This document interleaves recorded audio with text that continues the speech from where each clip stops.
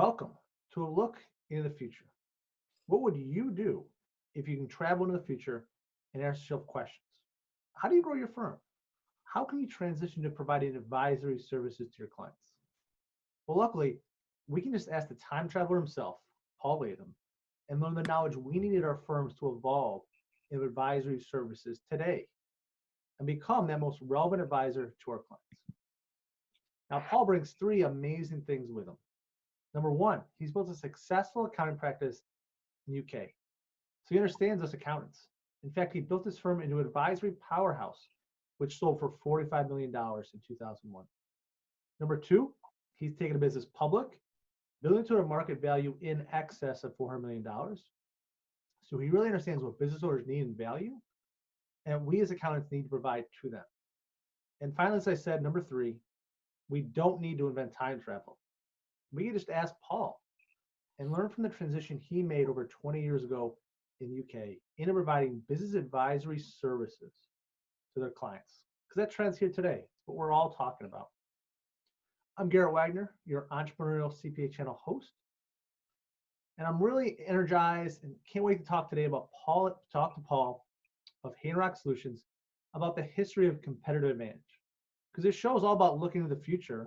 And sometimes the future is taking a step back and see what happens. So Paul, I'd love to hear from you today, kind of the history of competitive advantage and how that plays into all these conversations around advisory services.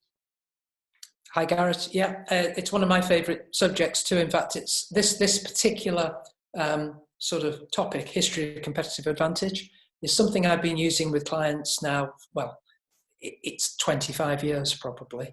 And as you say, I mean, you talk about me being a time traveler. One of the great things I think is to give people perspective. And once they've got perspective, it becomes easier to make good decisions. So I'm just going to bring some slides up and talk you through it. So I start here really, obviously it's a massively important aspect of being a business advisor is to help clients to understand their value proposition. And if they're going to understand their value proposition, that means the clients need to be able to understand what gives them a competitive advantage. And I've found over many, many, many years, it's often a good place to start. First is to help them understand what is not a competitive advantage, because clients, in my experience, have some pretty weird ideas about what gives them a competitive advantage. So let's sort of take them through a history lesson, which basically allows you as the advisor to get them to the right place. So I normally start somewhere in the 19th century. And at that point, if you had a business, and I always talk about having a pub, if you had a pub next to the Klondike gold mine, then your pub had a massive competitive advantage. Your location was incredibly important to you. If your pub was 50 miles away from where all those gold mining people were, then you had a massive disadvantage. Today, as a generality, business location is almost entirely irrelevant. Actually, increasingly, virtual location is probably the exception. If you can actually completely remove location and have virtual location, then your business perhaps does have a competitive advantage. But in terms of where your business actually is, I'm in Rhode Island, it makes no difference whatsoever, neither advantage nor disadvantage. We moved on. So into the late 19th century, we entered the era of innovation. People started inventing things, whether it was telephones or light bulbs or whatever. And basically, if you were the first person to invent the light bulb, you had a competitive advantage. If you were too slow, then you were at a disadvantage. Today, although the word innovation is used a lot, it's almost entirely irrelevant because most aspects of innovation are not true innovation. They're just incredibly small, incremental changes. Again, virtual innovation, technology may be the exception, but even then, it's often short-lived. What's fantastic today is not so fantastic in a few months' time. So true innovation, these days, light bulbs and telephones and cars and trains, they've all been invented. On the whole, innovation is not going to give you a competitive advantage unless it's pretty exceptional. By the early 20th century, we'd entered the era of mechanization. People like Henry Ford had learned how to mechanize, build production lines, basically knock out huge numbers of cars at reduced cost. And by being able to build cars and so on in volume at reduced cost, that gave him a competitive advantage. Today, mechanization is basically, it's a given. It's largely irrelevant. You have no competitive advantage just because you can put together a production line. If we moved into the mid 20th century, then it was basically businesses like IBM who learned how to introduce management structures, and they were able to drive performance from basically having vast armies of people, and that gave them a competitive advantage.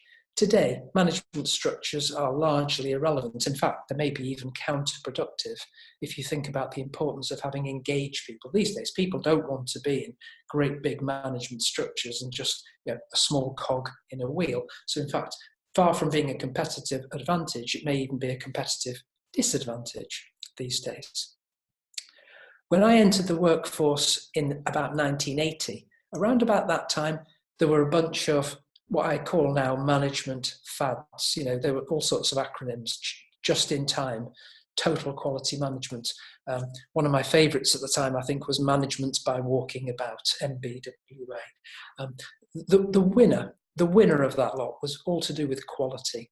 If you went from 1980 to 1990, quality was the winner in the competitive advantage game. Basically, you had people like Toyota who were building cars that actually worked and lasted, as opposed to sort of breaking after a few weeks or months. And so quality gave those businesses a big competitive advantage in the late 20th century. Today, quality is not a competitive advantage. And I'm going to really, really, really stress this one, because most business owners have grown up in that period, and a lot of them still think quality is giving them a win in business. It's actually moved to being an important expect. It's not a competitive advantage. You just have to have great quality to stay in the game. You have to be on time. You have to be responsive. The things have to work. And essentially, that particular point is a big lesson for many business owners. They need to get quality out of their head. And probably one of the things I have to work hardest on when I'm talking about value proposition is stop saying, buy my stuff because it works. People expect it these days. So where we are today is in the early 21st century. We're in the era of intangibles stroke technology. So it's almost a given that today a business competitive advantage is likely to be intangible. And essentially what that means is you probably won't be able to touch it. It's an intangible thing. And so you tend to see words like brand or knowledge or solutions or data or technology or experience or relationships. When we're trying to work out the value proposition and why somebody should use a business, those are the words that will most typically come out. And they're all intangibles, and they're really hard to touch. And essentially, the sort of finishing point for this episode is, if we're looking at value proposition, the history of competitive advantage tells us that your value proposition and your competitive advantage is likely to be in the area of intangibles or technology. But what we're going to talk about in the next episode is, but there are three sorts, and only one of them is worth any money. So let's talk about that next time. No, I think that's a great kind of primer for how do we think about these things at our firm, because you interweave so many important parts about how we exist inside our firms today, and what do we talk to our clients about? How do we brand ourselves? How do we show ourselves? What language do we use? And how do they see us? And in the past, we've talked about, are you a relevant advisor or not? And really, if you don't have a competitive advantage, if you're not communicating that to your clients, you're not the relevant advisor. You're not having success, and you can't even get the foot in the door for advisory services if you're not. Well, and I'm skipping a little into the next episode, but for example, you use the word relevant advisor. That's an example of an intangible.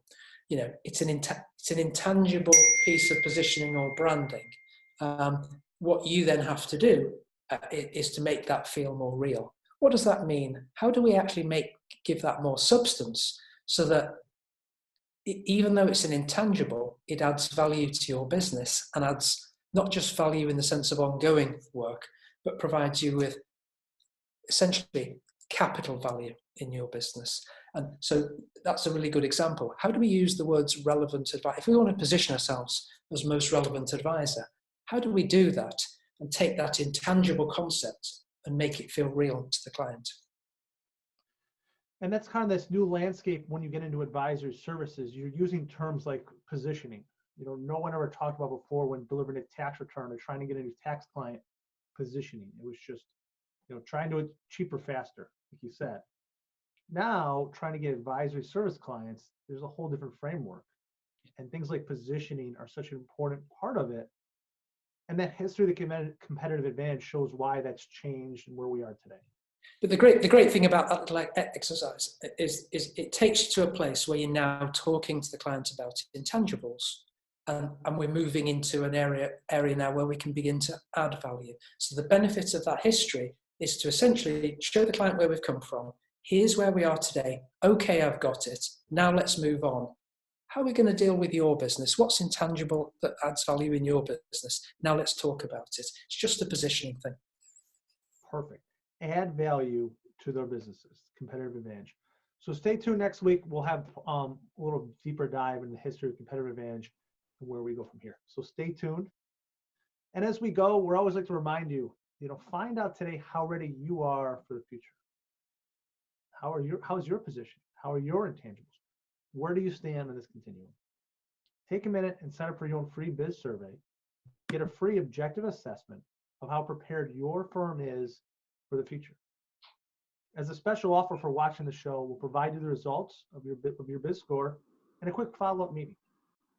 There's a link below. I encourage everyone watching to take the test and see how ready you are for future success.